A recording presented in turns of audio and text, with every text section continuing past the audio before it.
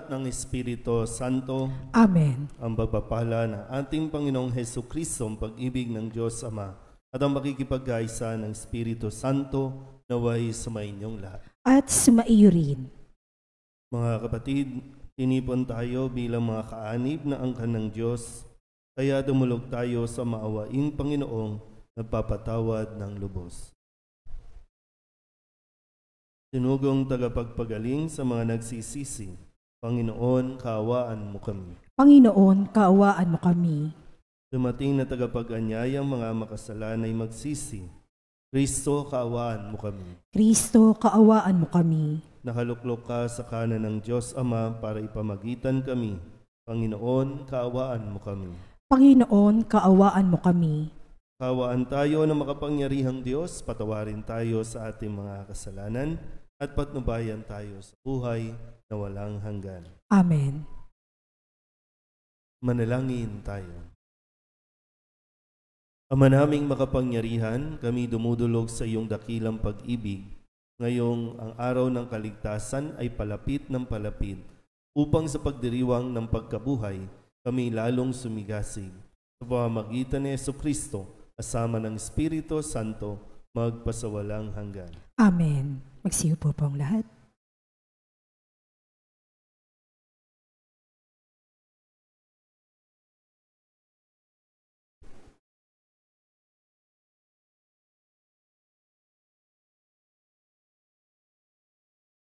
Pagbasa mula sa aklat ni Propeta Jeremias. Sinabi ng Panginoon, inutosan ko ang mga tao na sumunod sa akin upang sila'y maging aking bayan at ako naman ang Diyos nila. Sinabi kong mamuhay sila ayon sa pinag-uutos ko at sila'y mapapanuto. Ngunit hindi sila tumatalima, ayaw nilang makinig sa akin. Sa halip, ginawa nila ang balang maibigan at lubosang nagpakasama. Sa halip na magpakabuti, mula nang lumabas sa Ehipto, ang inyong mga ninuno hanggang sa araw na ito, patuloy akong nagsugo ng aking mga alipin. Ang mga propeta, subalit hindi ninyo sila pinakinggan, ni pinahalagahan. Nagmatigas kayo at masahol pa ang ginawa ninyo kaysa ginawa ng inyong mga ninuno. Jeremias, sabihin mo ang lahat ng ito sa kanila, subalit hindi sila makikinig sa iyo. Tatawagin mo sila, ngunit hindi kanila papansinin. Kaya ganito ang sabihin mo sa kanila, narito ang bansang ayaw makinig sa tinig ng Panginoon, kanilang Diyos, at ayaw ituwid ang kanilang landas. Naglaho na sa kanila ang katotohanan at di man lamang nababanggit.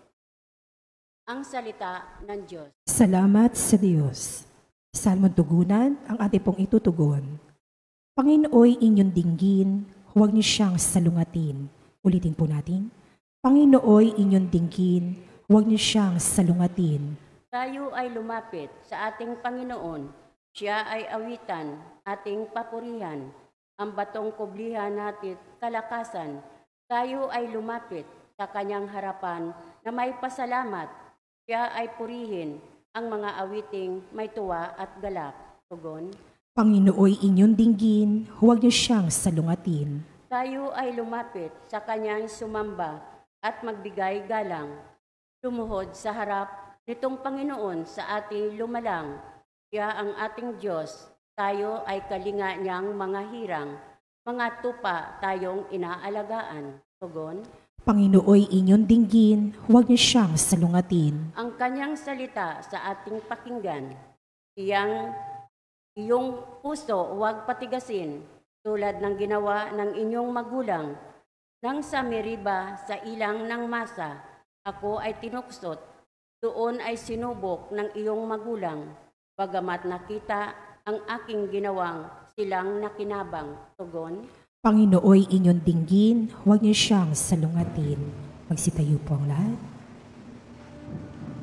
Wika mo'y aming diringgin, wika mo'y aming susundin, wika mo'y aming tutupdin. Sumainyo ang Panginoon. At sumaiyo rin. Ang mabuting balita ng Panginoon ayon kay San Lucas. Papuri sa iyo, Panginoon. Noong panahong iyon, pinalayas ni Jesus ang isang demonyong sanhi ng pagkapipi ng isang lalaki, at ito'y nakapagsalita na mula noon. Nang gilalas ang mga tao, ngunit may ilan sa kanila ang nagsabi, si Beelzebul na prinsipe ng mga demonyo ang nagbigay sa kanya ng kapangyarihang magpalayas ng mga demonyo. May iba namang nais siyang subukin kaya't nagsabi, magpakita ka ng kababalaghang magpapakilala na ang Diyos ang sumasa iyo. Ngunit batid ni Jesus ang kanilang iniisip, kaya't sinabi sa kanila, babagsak ang bawat kahariang nahahati sa magkakalabang pangkat at mawawasak ang mga bahay roon. Kung maghimagsik si Satanas laban sa kanyang sarili, paano mananatili ang kanyang kaharian? Sinasabi ninyong nagpapalayas ako ng mga demonyo sapagkat binigyan ako ni Beelzebul ng kapangyarihang ito. Kung ako'y nagpapalayas ng mga demonyo sa pamamagitan ni Beelzebul, sino naman ang nagbigay ng kapangyarihan sa inyong mga tagasunod na makagawa ng gayon? Sila na rin na nagpapatunay na maling-mali kayo. Ngayon, kung ako'y nagpapalayas ng mga demonyo sa pamamagitan ng kapangyarihan ng Diyos, nangangahulugang dumating na sa inyo ang paghahari ng Diyos. Kapag ang isang taong malakas at nasasandatahan ay nagbabantay sa kanyang bahay, malayo sa panganib ang kanyang ari-arian. Ngunit kung salakayin siya at talunin ng isang taong higit na malakas, sasamsamin nito ang mga sandatang kanyang inaasahan at ipamamahagi ang ari-ariang inagaw.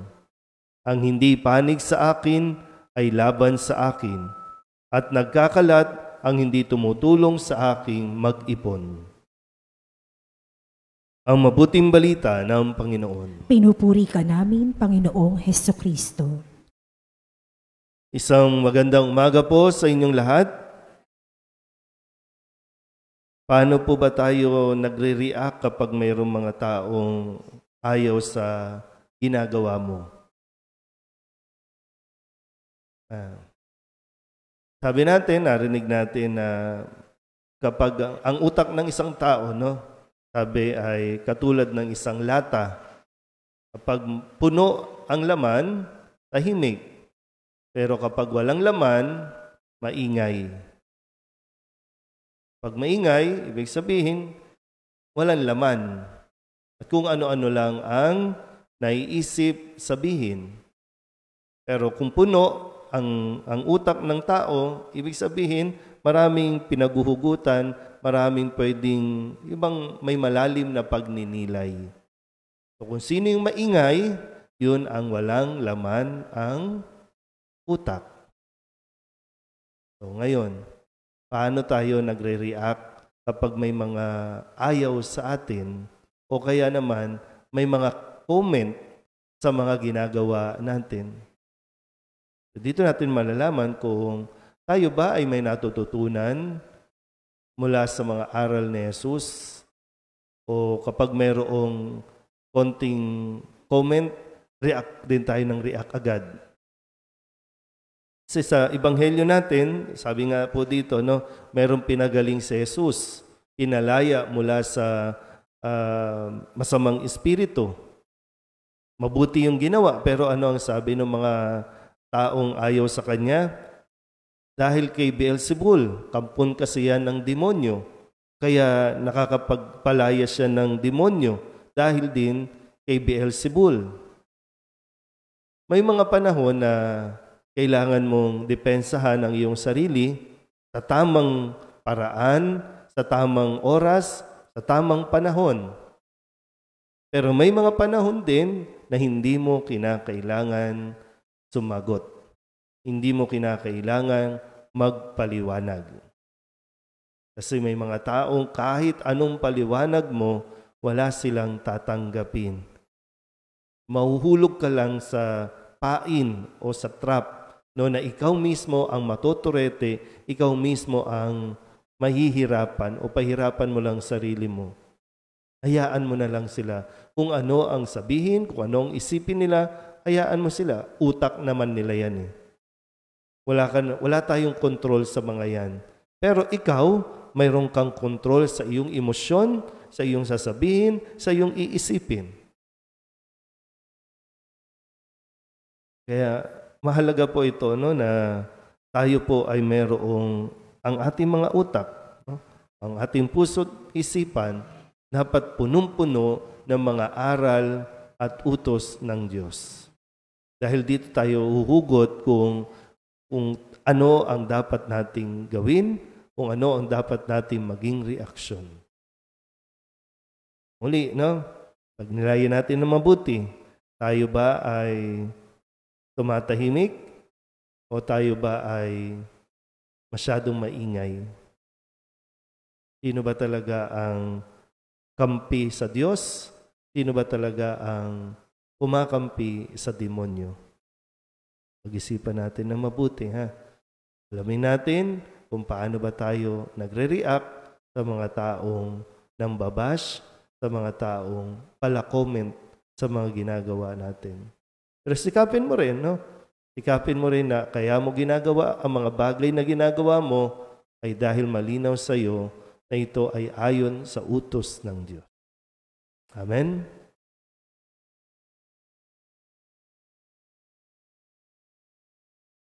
Habang tayo ay natitipon kay Kristo na nangingibabaw sa lahat ng kasamaan, buong pagtitiwala tayong lumapit sa Ama, taglay ang ating mga kahilingan. Ang ating itutugon, Panginoon, dinggin mo ang aming panalangin. Panginoon, dinggin mo ang aming panalangin.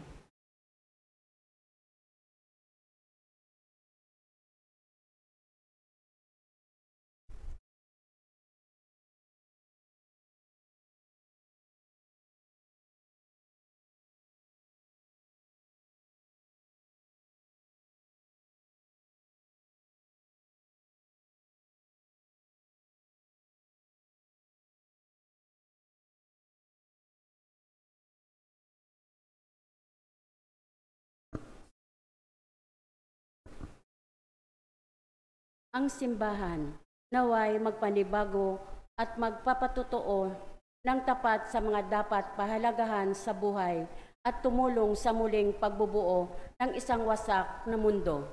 Manalangin tayo sa Panginoon. Panginoon, dinggin mo ang aming panalangin. Ang mga Kristiyanong manampapalataya naway magkaroon ng tapang na mangaral sa ngalan ni Kristo. Manalangin tayo sa Panginoon. Panginoon, dinggin mo ang aming panalangin. At tinawang buong pusong itaguyod ang pagtatanggol sa katotohanan at salungatin ang malikhaing pang-aakit ng kasamaan. Manalangin tayo sa Panginoon. Panginoon, dinggin mo ang aming panalangin. Ang mga may sakit at may kapansanan, naway paginhawain ng pag-ibig ng Diyos ng kanilang nararanasan sa pangangalaga ng mga taong kumakalinga sa kanila. Manalangin tayo sa Panginoon. Panginoon, dinggin mo ang aming panalangin. Ang mga namayapa naway tanggapin sa kaganapan ng kaharian ng Diyos. Manalangin tayo sa Panginoon. Panginoon, dinggin mo ang aming panalangin. Dulog din natin sa Panginoon ang ating mga personal na kahilingan at mga panalangin para sa ating mga pamilya, kasama ang mga kahilingan ng lahat ng mga nanonood sa online, lahat ng mga misang pasasalamat, special na intensyon at mga kaluluwa na inihiling na ipagdasal sa misang ito.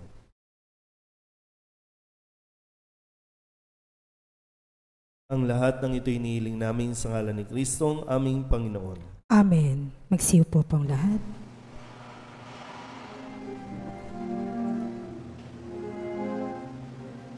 Buksan ng aming puso, turuan mong mag-alam sa bawat pagkukuro, lahat ay makayakap. Buksan ang aming isip, sikatan ng liwanag ng kusang matangkilik tungkuling nabanag. Buksan ang aming palad, sarili maialay, tulungan mong ihanap kami ng bagong malay. Manalangin kayo mga kapatid upang paghahain natin ay kalugdan ng Diyos Amang makapangyarihan. Tanggapin nawa ng Panginoon itong paghahain sa iyong mga kamay, sa kapurihan niya at karangalan, sa ating kapakinabangan at sa buong sambayanan niyang banal. Ama naming lumikha, upang iyong kalugdan ang aming mga alay, dalisayin mo kami sa lahat ng kasalanan at huwag mong ipahintulot na kami masilaw ng kinang ng mga huwad na kaligayahan. Kundi itaguyod mo kami ng aming makamtan ang iyong pangakong gantimpalang lantay sa pamamagitan ni Jesucristo kasama ng Espiritu Santo magpasawalang hanggan. Amen. Sumainyo ang Panginoon. At sumaiyo rin. Itaas sa Diyos ang inyong puso at diwa. Itinaas na namin sa Panginoon. Pasalamatan natin ang Panginoong ating Diyos. Marapat na siya ay pasalamatan. Ama naming makapangyarihan, tunay nga marapat na ikaw ay aming pasalamatan sa pamamagitan ni Jesucristo na aming Panginoon. Minarapat mong ang pagtitiis para sa naghihirap ay maging tagapagpahiwatig ng pasasalamat na aming inihain ngayon sa iyong hapag. Ang iyong anak ay ulirang tagabigay ng pagsasaluhan sa mga nagugutom at mga nauuhaw. Sa pagsunod namin sa giliw mong anak, ang pagkamaawain mo ay aming ginaganap upang ang pag-iimbot ay mapawing lahat sa aming pag-uugali at gawaing binabalak. Kaya kaisa ng mga anghel nagsisiawit ng papuri sa iyo nang walang humpay sa kalangitan, kami nagbubunyi sa iyong kadakilaan. Santo, Santo, Santo, Panginoong Diyos na makapangyarihan, napupuno ang langit at lupa ng kalwalhatian mo. Sana sa kaitaasan, pinagpalang na paririto sa ngalan ng Panginoon. Sana sa kaitaasan.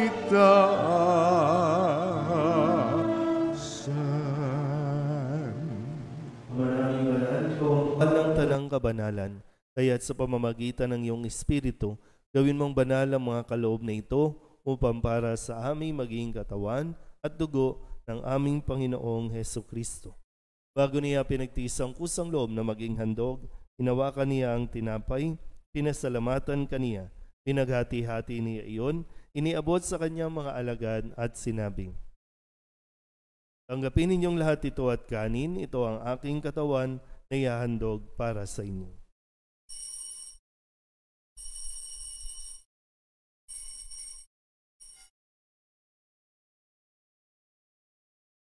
Gayun din naman nang matapos ang hapunan, hinawakan niya ang kalis, muli kaniyang pinasalamatan.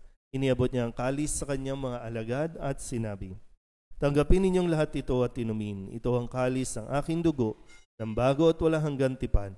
Ang aking dugo na ibubuhos para sa inyo at para sa lahat, sa pagpapatawad ng mga kasalanan.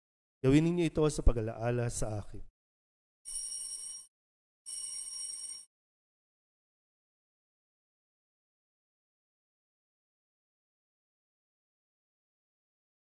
Ipagbunyi natin ang misteryo ng pananampalataya. Si Kristo'y namatay, si Kristo'y nabuhay, si Kristo'y babalik sa wakas ng panahon. Ama, ginagawa namin ngayon ang pag-alaala sa pagkamatay at muling pagkabuhay ng iyong anak, kaya tiniaalay namin sa iyo ang tinapay na nagbibigay buhay at ang kalis na nagkakaloob ng kaligtasan.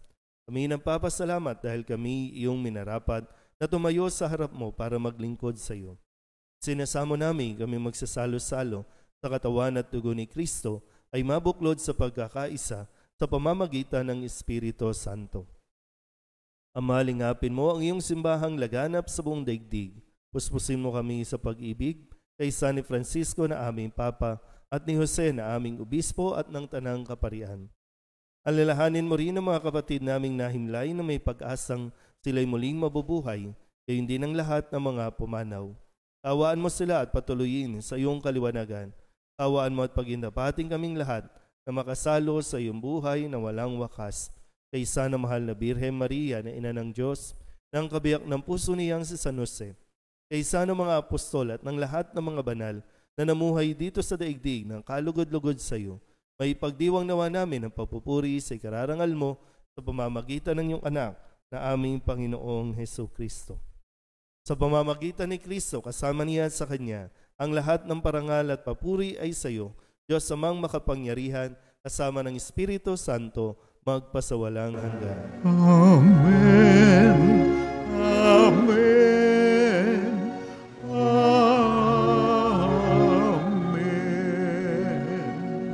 Kung kababahan lang tayong tumawag sa ating Panginoon ng Ama namin.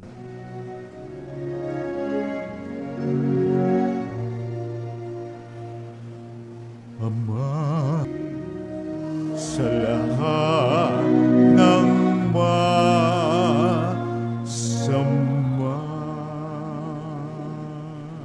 Inihiling namin kami iadya sa lahat ng masama, pagkalooban ng kapayapaan araw-araw, iligtas sa kasalanan at ilayo sa lahat ng kapahamakan.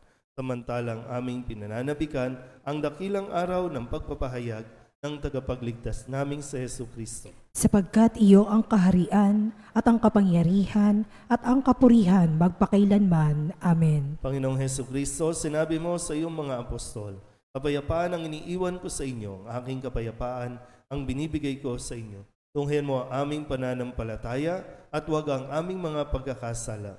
Pagkalooban mo kami ng kapayapaan at pagkakaisa ayon sa iyong kalooban, kasama ng Espiritu Santo, magpasawalang hanggan. Amen. Ang kapayapaan ng Panginoon ay laging sumainyo. At sumaiyo rin. Mabigayan po tayo ng kapayapaan sa isa't isa.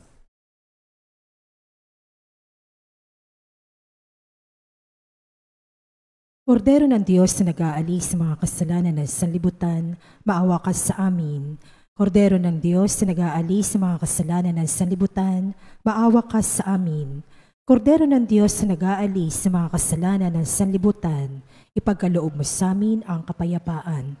Magsiluhod po ang lahat. Ito ang kordero ng Diyos.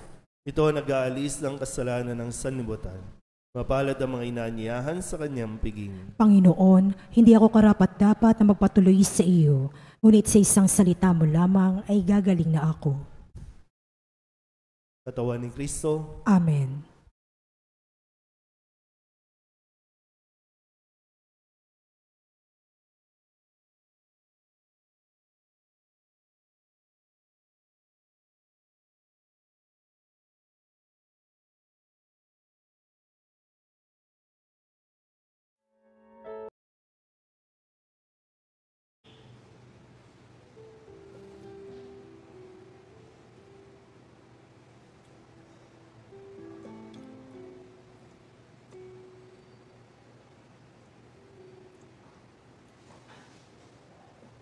Manalangin tayo.